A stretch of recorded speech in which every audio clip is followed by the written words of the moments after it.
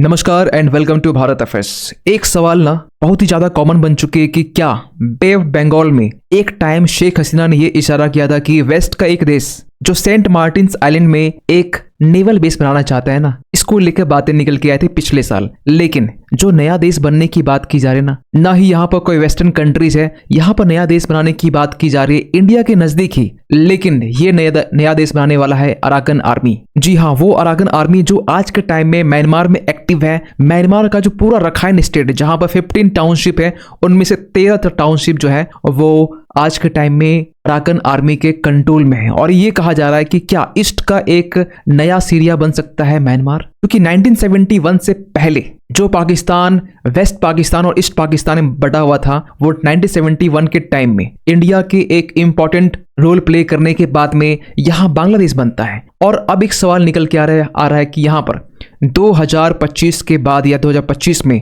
क्या यहाँ पर एक नया देश बन सकता है। वो नया देश जो ना ही एक क्रिश्चियन देश होगा, ये एक बुद्धिस्ट देश होगा। और ये कहा जा रहा है अराकन आर्मी की तरफ से। आपको ये भी बता दें, इसके बाद ना एक वॉर लाइक सिचुएशन यहाँ पर देखी जा सकती है, क्योंकि जहां पर एक तरफ ना म्यांमार की जो अराकन आर्मी है ये बांग्लादेश के कुछ हिस्से को कैप्चर करने की जो बातें वो निकल के सामने आ रही थी, वहीं दूसरी तरफ जो बांग्लादेश की जो मिलिट्री है वो मॉडर्नाइज करने की बात की जा रही है। यहाँ पर रिसेंटली चाइना और बांग्लादेश मिलकर एक मिलिट्री ड्रिल करते हैं, जो एक साफ इशारा किया जा रहा है कि बांग्लादेश आगे आने वाले टाइम में एक वॉर को फेस कर सकता है। इंडिया के साथ नहीं, ये इम्पॉसिबल है, लेकिन हाँ म्यांमार जैसे जो पड़ोसी देश है इनके साथ में एक वॉर छिड़ सकता है। क्योंकि आज के टाइम में म्यांमार की जो अराकन आर्मी है ना, ये कॉक्स जो बाजार है इसके ईस्टर्न जो पार्ट है ना, यहाँ तक ये एक्टिव हो चुकी है। बॉर्डर एरियाज, रिसेंटली आपने एक वीडियो भी देखा होगा जो हमने अपलोड किया था, जहां पर हमने बात की थी कि यहाँ पर म्यांमार की जो अराकन आर्मी है ये बॉर्डर एरियाज को कैप्चर कर चुकी है। बहुत हद तक जो एरियाज है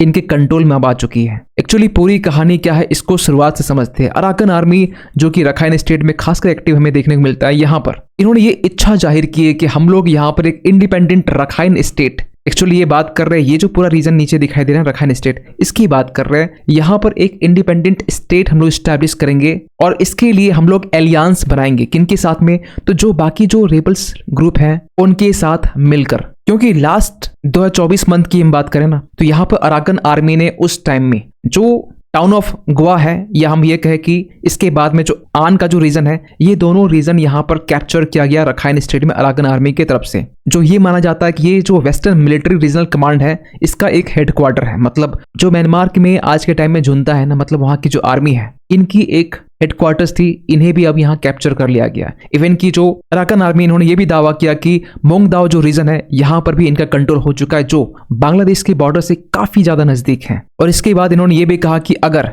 ये इंटायर रखाइन प्रोविंस को मैनेज करने में अगर सफल हो जाते हैं तो ये डिक्लेयर कर देंगे इंडिपेंडेंस रखाइन स्टेट का। और ये एक फर्स्ट सक्सेसफुल सेसेशनिस्ट कैंपेन होगा एशिया में after the birth of Bangladesh in 1971। लेकिन एक सबसे बड़ा सवाल निकल के आता है कि अगर यहाँ पर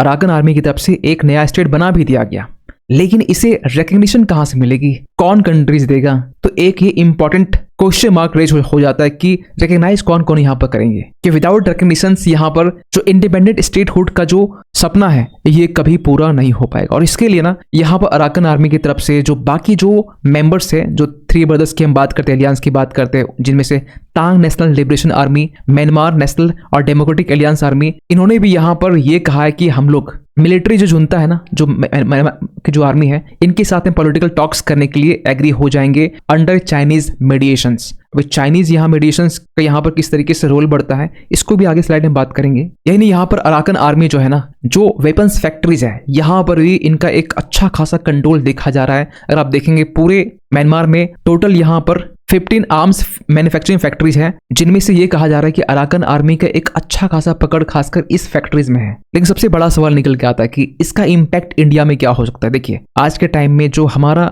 जो इन्वेस्टमेंट है म्यांमार में काफी ज्यादा है, जो हमारी जो स्ट्रेटेजिक इनिशिएटिव्स है म्यांमार में ये भी हाल फिलहाल में बढ़ी है। हमारी जो डिप्लोमेटिक एंगेजमेंट है वो भी रिसेंटली बढ़ा है। और उस टाइम में अगर यहाँ पर अराकन आर्मी स्ट्रांग बन के बाहर निकलती है तो ये इंडिया के लिए थोड़ा चैलेंज हो सकता है, क्योंकि हमारे मीन्स इंडिया और अराकन आर्मी के बीच में एक लंबे टाइम से रिलेशन तो अच्छे नहीं माने जाते हैं। लेकिन हाँ, रिसेंटली दोनों के साथ में रिश्ते अच्छे हैं, क्योंकि सितवे पोर्ट को लेकर ना, जो कि इंडिया का दूसरा ओवरसीज पोर्ट यहाँ पर इंडिया का है, और इस पोर्ट को लेकर इंडिया और अराकन आर्मी के बीच में ही डील हुई थी, क्योंकि पहला जो ओवरसीज पोर्ट है वो चाबहार पोर्ट है ईरान का। तो इसमें यहाँ पर ये इंडिकेट कर रहा है कि इंडिया किस तरीके से म्यांमार का जो अराकन आर्मी है, दोनों के बीच जो रिलेशंस है इंप्रूव तो हो रहे हैं। लेकिन जो भी इन्वेस्टमेंट है आज के टाइम में इंडिया का म्यांमार में, ये एक फोकस पॉइंट जरूर होगा, ताकि जो रिस्क यहाँ पर बनने के चांसेस है उसे कैसे आगे मिटिगेट किया जाए। इसके अलावा जो बॉर्डर एरियाज है ना, चाहे मिजोरम म्यांमार की बात करें या मणिपुर की बात करें, ये भी एक इंपॉर्टेंट फैक्टर हो सकता है। लेकिन यहाँ पर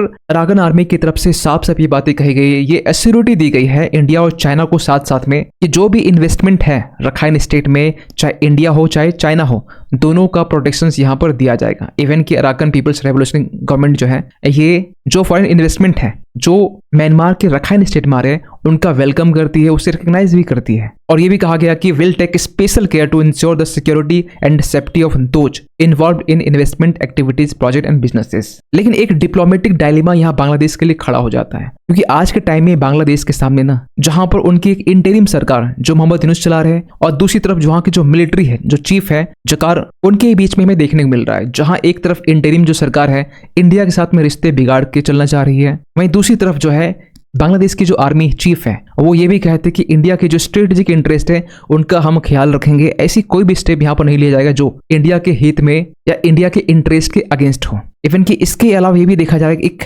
इंटरनल पॉलिटिकल स्ट्रगल देखा जा रहा है बीएनपी, मतलब बांग्लादेश नेशनल जो पार्टी है, इनके बीच में और इंटरिम सरकार के बीच में, क्योंकि बीएनपी की मानना है कि जल्दी से यहाँ पर इलेक्शन करवाया जाए, और मोहम्मद यूनुस यहाँ पर चाहते हैं कि इलेक्शन यहाँ पर लेट से हो, तो अर्ली 2026 के आसपास में। इसके अलावा एक्सटर्नल थ्रेट्स की बात करें, मतलब म्यांमार अराकन आर्मी की हम बात कर रहे हैं, और जो फ्रेजाइल रिलेशनशिप है नेबर्स के बीच में, मतलब इंडिया के इंक्लूडिंग इंडिया की हम बात कर रहे हैं। इसके अलावा म्यांमार की जो इंसर्जेंसी है ये लगातार कहीं ना कहीं यहाँ पर इस रीजन को डिस्टेबलाइज कर रही है। वैसे तो बांग्लादेश यहाँ पर अपनी मिलिट्री को मॉडर्नाइज करना चाह रहा है, और इसके लिए चाइना के साथ में मॉडर्नाइजेशन के लिए आगे डील कर रहा है। इवन कि चाइना का जो 16J-10C जो फाइटर्स है, इस डील के लिए यहाँ पर बांग्लादेश और चाइना के बीच में एक इंपॉर्टेंट मीटिंग भी हुई है। और रिसेंटली बांग्लादेश की तरफ से जो बे बंगाल का जो रीजन है, यहाँ पर चाइना और बांग्लादेश मिलकर एक मिलिट्री ड्रिल करते हैं, और ये जो ड्रिल है कोई नॉर्मल ड्रिल नहीं था, ये ड्रिल कुछ इस तरीके से था कि बांग्लादेश आज के टाइम में वॉर लाइक सिचुएशंस के लिए खड़ा हो रहा है, और ये किया जा रहा है म्यांमार में जो अराकन आर्मी जो रिसेंटली यहाँ पर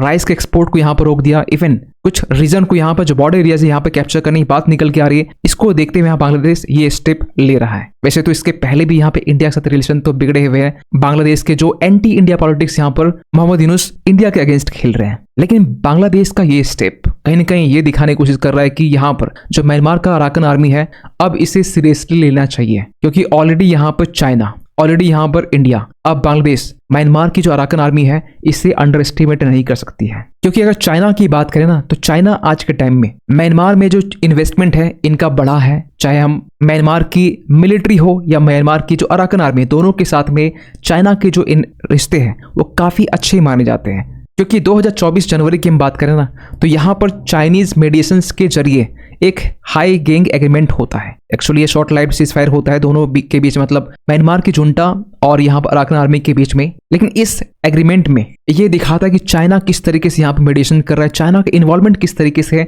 म्यांमार के इंटरनल पॉलिटिक्स में। इसके अलावा आप ये भी देख सकते हैं कि जो चाइना का जो इन्वॉल्वमेंट है, चाहे यहाँ पर जो एथनिक ग्रुप से इनके साथ में या म्यांमार की जो मिलिट्री इनके साथ में, दोनों के साथ में अच्छे हैं। और इसके अलावा चाइना का जो चाइना म्यांमार इकोनॉमिक कॉरिडोर है, अगर आप इस मैप में देखेंगे तो जो चाइना का कुनमिंग से लेकर जो म्यांमार का क्योकपियो जो रीजन है, जहां पर चाइना एक पोर्ट का भी निर्माण कर रहा है, यहाँ पर China road railway network establish कर रहा है। इसके जरिए यहाँ पे भी कहा जा रहा है कि जो मांडली का जो रीजन है, यहाँ से यंगून तक का जो पॉइंट है, इसे भी चाइना कनेक्ट कर रहा है अंडर सीमेक के जरिए, मतलब चाइना म्यांमार इकोनॉमिक कॉरिडोर के जरिए। और ये भी कहा जा रहा है कि चाइना के यहाँ पर डुअल अप्रोच जो एंगेजमेंट है अराकन आर्मी और वहां की जो मिलिट्री जुनता है, दोनों के साथ में अच्छे माने जाते हैं। वही इंडिया की बात करें ना, तो इंडिया को लेकर ना जो इंडिया के फॉर्मर एम्बेसडर रहे हैं म्यांमार के राजीव भाटिया, इन्होंने ये भी कहा कि एक वो टाइम था 2021 का टाइम, जिस टाइम में म्यांमार में मिलिट्री रूल आता है, उस टाइम में इंडिया ने साफ साफ ये कहा था कि जहां पर इलेक्टेड गवर्नमेंट ना हो वहां पर हम एंगेजमेंट, मतलब वहां से रिश्ते इंप्रूव नहीं करना चाहेंगे। लेकिन आज के टाइम में सिक्योरिटी कंसर्न्स को देखते हुए